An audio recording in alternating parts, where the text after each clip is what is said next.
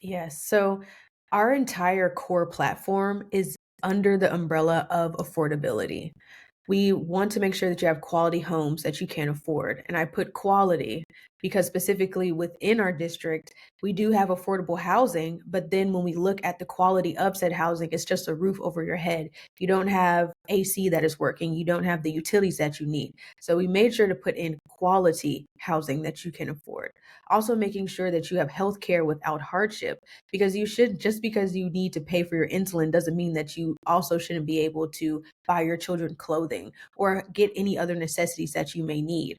And then the third one is education without barriers, because we actually have around a dozen colleges within this district alone. There are so many college students that are here who do want to make Spartanburg or Greenville their home, but because of that cost, because of the burden of all of these different loans and interest on tops of those loans, they're having to move elsewhere, or they're having to take out even more loans, putting themselves in more debt. And then I know with my generation, we want to put down roots, but now it is harder to buy a home. Rent is increasing to the prices of a mortgage rate every month. And so it's really unsustainable for our community and for young people to live even within South Carolina. And, South Carolina, people come here because we have the low property taxes, we have the low rates. But even for those of us here, we're saying this is becoming a lot.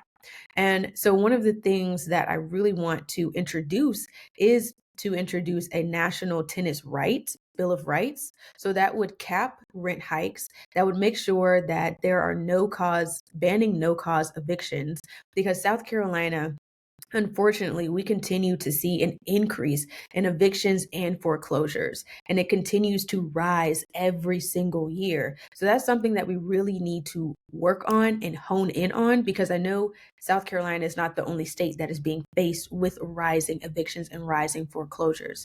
We also have a great influx of corporations that are coming in, buying up all of the land, and then putting in subdivisions that are not affordable for those in the area.